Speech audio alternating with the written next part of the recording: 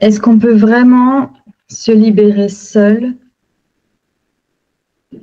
ou il faut forcément un accompagnement? Dans le cadre, bien sûr, toujours de la séparation avec une personne toxique, avec un pervers ou une perverse narcissique, parce que ce sont des séparations qui sont très complexes. Et ma réponse à cette question, en fait, bien sûr que c'est important. Alors après, il faut voir aussi le contexte de la situation. En termes d'accompagnement.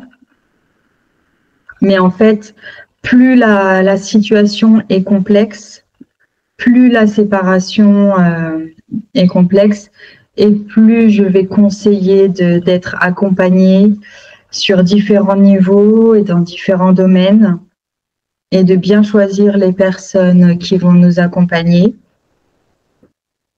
Et si jamais une personne à qui on a fait appel pour nous accompagner dans un domaine ne nous convient pas, il ne faut pas, c'est très important, et ça c'est pour tout, même pour tout le reste en termes généraux dans la vie. Et je pense que ça, on l'a compris après une relation avec un ou une perverse. Si dans les premiers échanges avec une personne ou même par la suite, il y a des choses qui nous gênent, qui nous dérangent, qui nous mettent mal à l'aise. Si on ne se sent pas bien dans cet échange avec cette personne, si on ne se sent pas soutenu, si on ne se sent pas entendu, et si on ressort de ces échanges avec des sensations négatives, des émotions, des sentiments négatifs, c'est vraiment important de s'écouter et de ne pas baisser les bras et simplement de se diriger vers un autre professionnel jusqu'à ce qu'on trouve en fait la bonne personne. Parce que des pervers ou des pervers narcissiques ou des mauvaises personnes, des personnes toxiques, on peut en trouver dans tous les domaines malheureusement. Et c'est vraiment important de s'écouter et de ne pas culpabiliser en fait de se dire que cette personne ne nous convient pas et d'arrêter le contact avec cette personne pour aller en chercher une qui nous convient mieux, avec qui on se sent plus en confiance et en sécurité. Mais ça, en fait, c'est vrai que dans notre vie en général, en fait, c'est quelque chose que l'on devrait appliquer et à quoi on devrait être attentif, dans notre ressenti. Et je pense que c'est quelque chose que l'on comprend, que l'on conscientise et qui va être vraiment décuplé après une relation toxique avec un pervers. Parce que justement, quand on prend conscience qu'on a vécu ce genre de relation, qu'on prend vraiment toute l'ampleur de la situation, qu'on réalise vraiment, qu'on s'informe, etc., on se dit effectivement, on retrace un peu son histoire, son expérience et on retrouve dans notre mémoire des éléments qui auraient pu nous mettre la puce à l'oreille, mais dans le moment, en fait, on a préféré ou on s'est voilé la face, on n'en a pas tenu compte. Parce que pareil, il faut, et c'est vraiment important de pas se culpabiliser par rapport à ça, de pas se flageller parce que déjà on a déjà vécu suffisamment de choses choses difficiles. Et puis on a appris, on apprend de cette expérience et puis voilà, il faut se dire que essayer de trouver de donner un sens, de trouver le positif, de s'en servir comme un apprentissage, comme une force pour la suite en fait, pour l'avenir. Ne plus reproduire les mêmes erreurs, avancer en conscience dans toutes ces nouvelles expériences qui nous attendent. Et oui, donc pour moi, être accompagnée, c'est vraiment essentiel.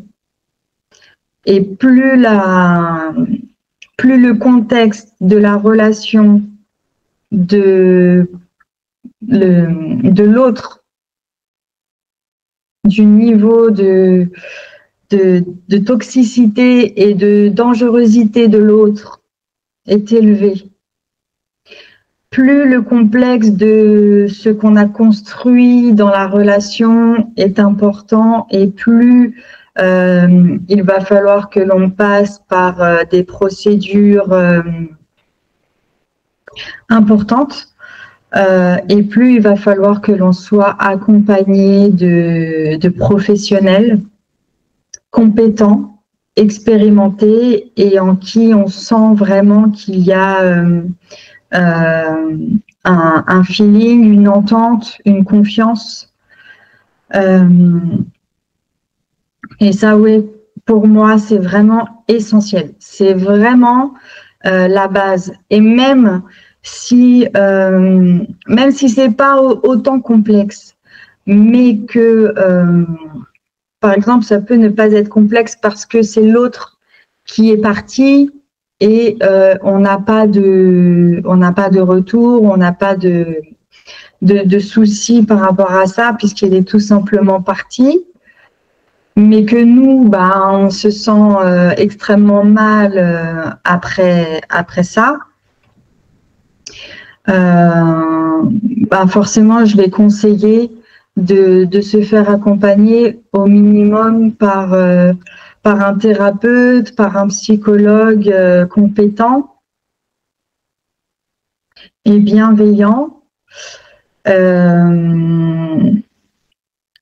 Pour avoir une écoute, pour pouvoir parler. Ça fait tellement du bien déjà parce que c'est vrai que quand on a vécu quelque chose comme ça, en fait, on a besoin de parler, on a besoin de se sentir écouté, entendu et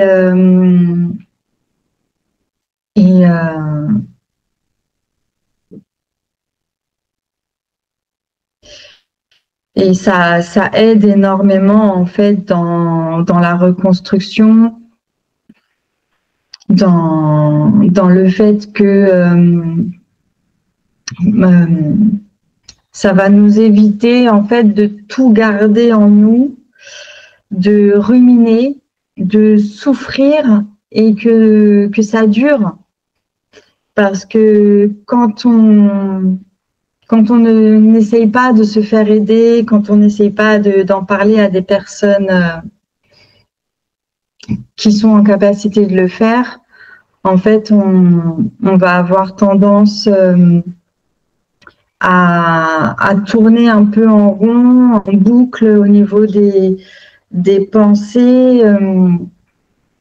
Ça peut être vraiment néfaste et complexe pour sortir de ce truc. Par exemple, si tu as besoin, vraiment, on sait que quand on est dans ce genre de relation, en général, la majorité du temps, il y a eu énormément de coupures. énormément de va-et-vient dans la relation. Ça fait partie de la normalité, on va dire, des relations toxiques. Il y a des tentatives de séparation,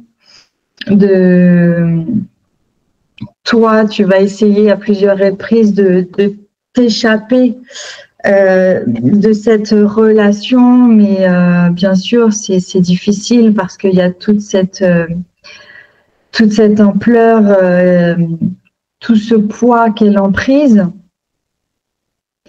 Et puis l'autre peut également jouer là-dessus dans générer des séparations et des retours pour te maintenir justement dans cette manipulation, dans cette emprise, dans le fait que il ou elle va souffler le chaud et le froid en permanence, va te mettre dans cet inconfort, dans cette peur, va exagérer cette forme de dépendance émotionnelle, enfin plutôt dépendance affective. Donc tu vas, pour moi, on a le soutien, le vrai bon soutien, le soutien juste, le soutien bienveillant, le soutien désintéressé,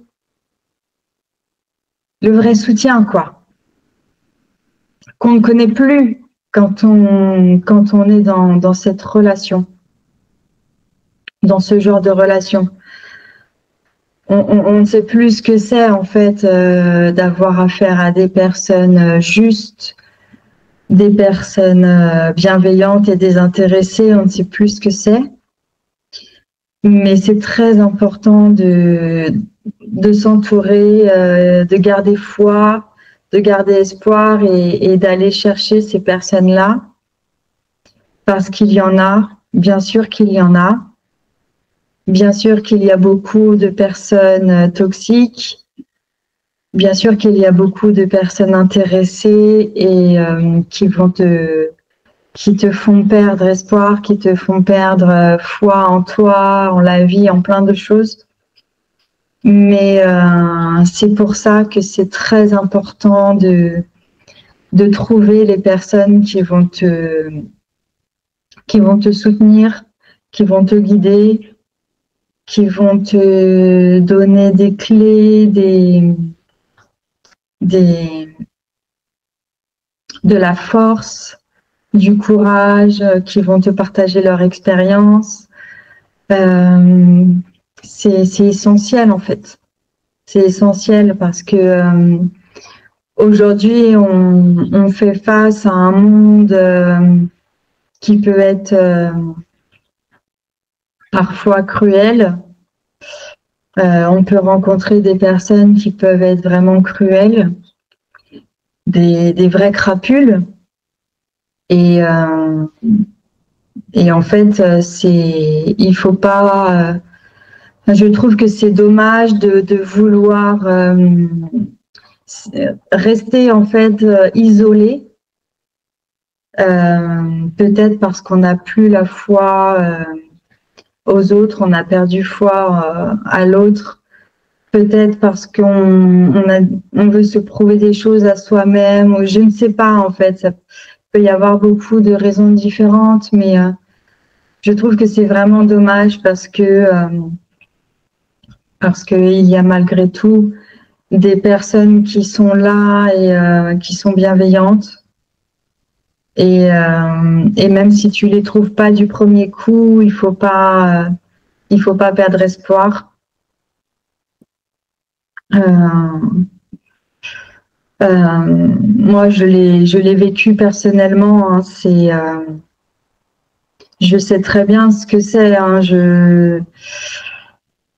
j'ai rencontré des personnes, pas forcément dans des relations amoureuses, mais j'ai eu des soucis avec des personnes et je sais ce que ça peut donner, hein, de vivre des expériences hyper complexes alors qu'elles devraient être simples en fait, elles devraient même pas te marquer, mais elles deviennent hyper complexes et traumatisantes et pénibles, éprouvantes parce que tu as eu tu es tombé sur la mauvaise personne. Je sais ce que c'est.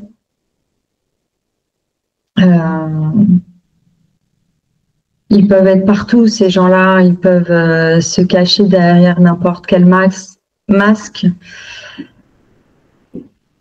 Et bien souvent, ils aiment bien s'approprier des masques qui peuvent justement leur donner cette impression de grandeur, ça leur donne cette force, en fait, ce levier de conviction parce qu'ils ont ce masque-là, ce masque social, que ce soit de par leur travail, de par leur connaissance, enfin bon, tout un tas de choses qu'ils peuvent utiliser comme levier. Je sais ce que c'est. Hein. J'en ai rencontré quelques-uns dans ma vie et quelques-unes.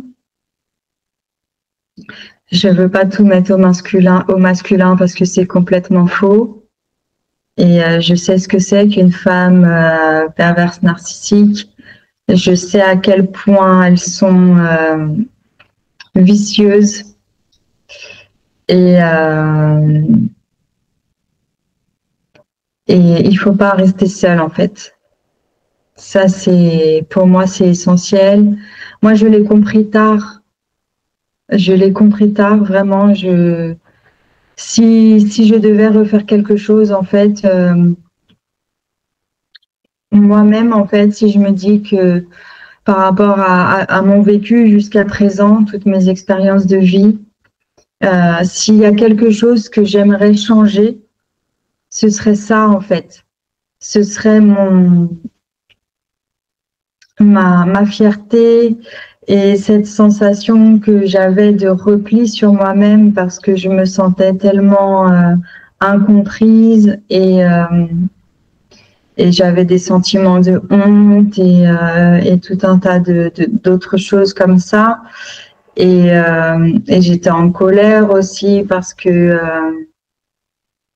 je comprenais pas pourquoi ce genre de choses pouvait exister, ce genre de personnes pouvaient exister et du coup je m'étais repliée sur moi-même et je n'ai jamais cherché d'aide plus jeune et c'est il y a pas si longtemps en fait que j'en ai eu marre et que j'ai eu ce courage parce que je sais que ça demande ce courage pour faire ce switch, d'oser aller demander de l'aide, d'oser s'affirmer comme victime, d'oser parler de ce qu'on a vécu alors qu'on est à ce moment-là dans une situation fragile parce qu'on est encore dans un brouillard, on est encore dans la confusion, on est peut-être encore dans l'emprise, dans un épuisement certain, et ça demande vraiment du courage de le faire, mais vraiment, c'est pour moi, par rapport à mon vécu, c'est ce qui a tout changé et c'est ce qui m'a sauvée. C'est ce qui m'a permis aussi de reprendre confiance en la vie, aux autres, en moi. Et c'est ce qui m'a permis, c'est ce qui me permet de voir un futur plus léger aussi.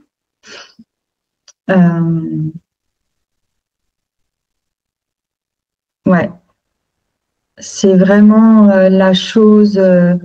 Si je pouvais choisir de changer une chose me concernant, je changerais ça parce que en fait, c'est très déterminant en fait de la suite et les bonnes personnes aussi, surtout, c'est déterminant. Parce que si, quand toi, tu cherches de l'aide, si tu ne trouves pas les bonnes personnes dans un premier temps, ça peut arriver malheureusement, et que tu n'en prends pas conscience ou que tu ne t'orientes pas vers quelqu'un d'autre, ça peut te jouer contre toi. Je pense que si tu as vécu une relation toxique, une relation avec un ou une perverse narcissique, je pense que tu as vécu à quel point une seule personne défaillante, dangereuse, toxique, à quel point elle pouvait faire des dégâts sur toi-même, sur ton être, sur toute ta vie, sur ton environnement. Une seule personne. Mais à l'inverse aussi, quand tu trouves vraiment les bonnes personnes, quand tu es bien entouré et que tu vas trouver une personne qui est vraiment bienveillante, qui est vraiment qui a de l'expérience dans ce que tu vis, ce que tu as vécu, qui sait ce que tu es en train de vivre, etc. Quand tu trouves une personne qui est là et qui est vraiment désintéressée, mais qui est vraiment dans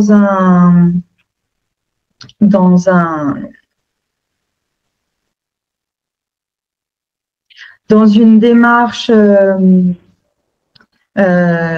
bienveillante, à vouloir vraiment te guider, te soutenir et t'aider à t'en sortir réellement, ça peut être aussi extrêmement puissant. Et ça peut t'amener, une personne peut t'amener à d'autres, en fait. Moi, pour ma part, c'est ce qui s'est passé.